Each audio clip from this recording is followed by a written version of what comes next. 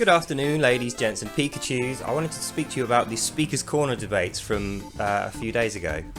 So I've had a little time to watch them now. I've watched them 2 or 3 times in full.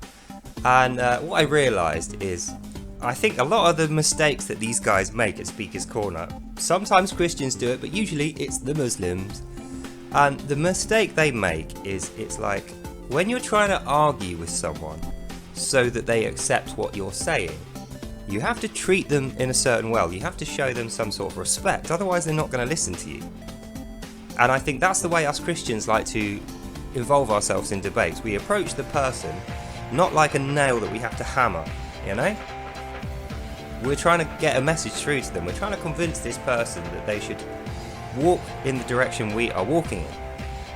That's not going to be achieved through shouting and, being really aggressive. Although you might shout the person down, you might be able to stop them from talking and be louder than them. It's not going to win you the argument.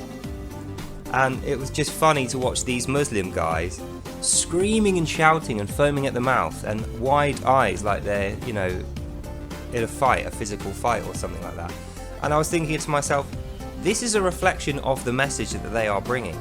Because the message of Christianity is like a mediation message. It's not one that you're going to have to submit to me when I'm telling you. When I'm telling you about Christ, you're not having to bow the knee to me. I'm not the one who dominates you. I'm not the one who you have to bow to. And when Muslims are giving their message, they forget that Allah is the one who they are supposed to be bringing the message of. It's them. It's all about them. They want you to bow to them. They want you to worship them almost. And how they do that, it's like a market trader. They're shouting over the crowd to reach someone at the back. That's what it sounds like. And I just think that's never going to convince anyone. And that's the reason why Speaker's Corner is dominated by Christians these days. It's not because there's more of us or we shout the loudest. It's because we get the last word. And that's always going to happen, O Muslims, when you explode into a furious rage and shout and shout and shout. Because what happens when you explode and shout is you run out of energy. And afterwards you have to take a breath and you're like, tired and knackered. And at that point, if the other person still has energy to make their point calmly, they're going to get the last word, aren't they? And that's exactly what I saw at Speaker's Corner. Muslims start off at 100% strength. They start off with the loud, they take the first half an hour of airtime, if you like. But then after half an hour, 40 minutes, sometimes an hour, whatever amount of time passes, they drain themselves. Like the spite and the rage that they are expressing, it completely takes their breath away and they are tired. They're drained and they can't do anything past that. Whereas the Christians are still there, saying their bit at the end. So, look, I guess I'm saying this to Muslims who think debates should be conducted in that way. It doesn't matter what your message is, O Muslims. If you're not saying it in the right way, no one is going to be impressed. The only people who are going to agree with you that you won that debate is people who already support you and are biased in favour of you. You're not going to convert those people. They're already on your team. But I can tell you, plenty of people are going to watch the Christians and think, I want to be like those guys. And they're going to be converted.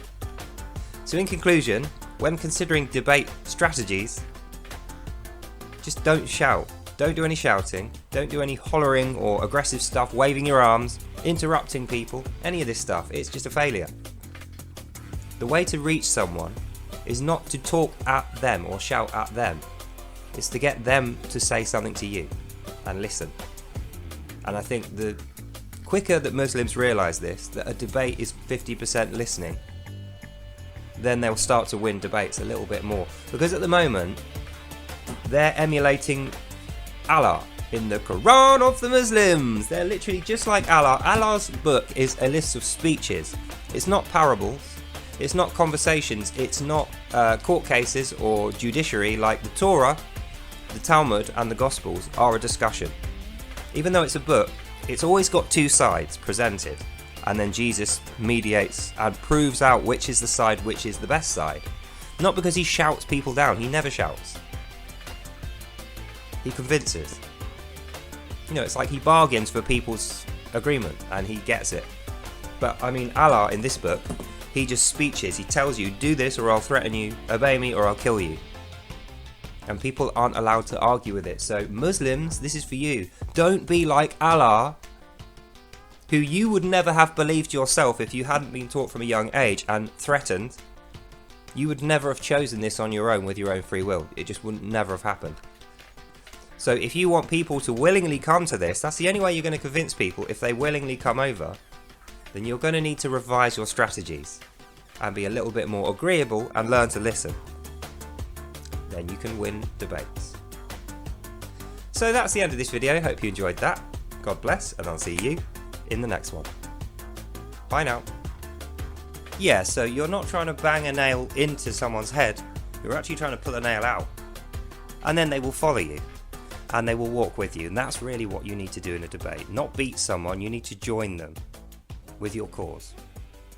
So anyway, that's all for now. God bless, have a good day, and I'll see you in the next one. Bye now.